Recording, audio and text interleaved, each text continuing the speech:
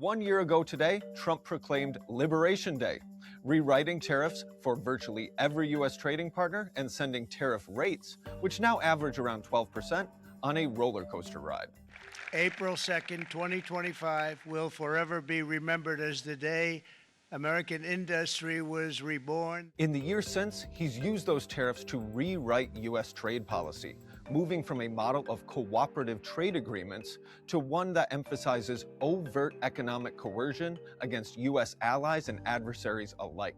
Here's how we got here. Japan, 46%. Hiking tariffs on just about every U.S. trading partner bewildered American and foreign businesses alike. Not just because of the higher rates, but because Trump announced tariffs on even some uninhabited territories, like the Heard and McDonald Islands, which are home to millions of penguins, but no humans. The average U.S. tariff rate rose from 9.1%, already much higher than under President Joe Biden, to 24.2%, the highest average rate since the Great Depression. After a week of chaos in the markets, Trump posted on his Truth Social platform that he would pause the tariffs for 90 days to allow negotiations with trading partners. The move came to be known as Trump's first taco, a Wall Street acronym for Trump always chickens out.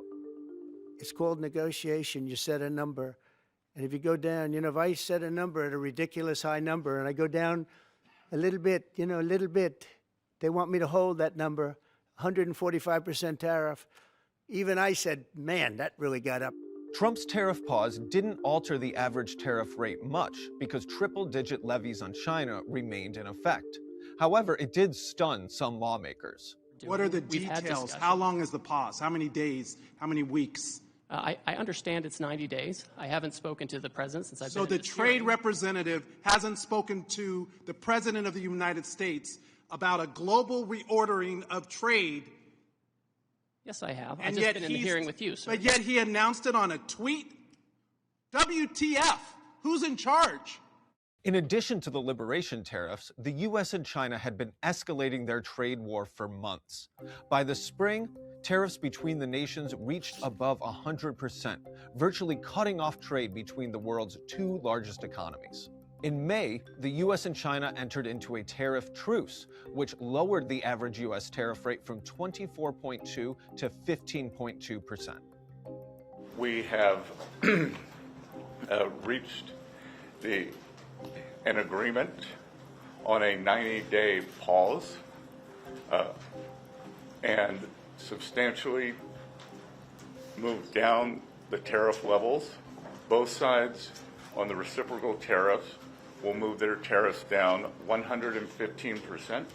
Besides talking with China, Trump's team spent the summer negotiating trade agreements with many major U.S. trading partners, from the European Union to Japan and South Korea.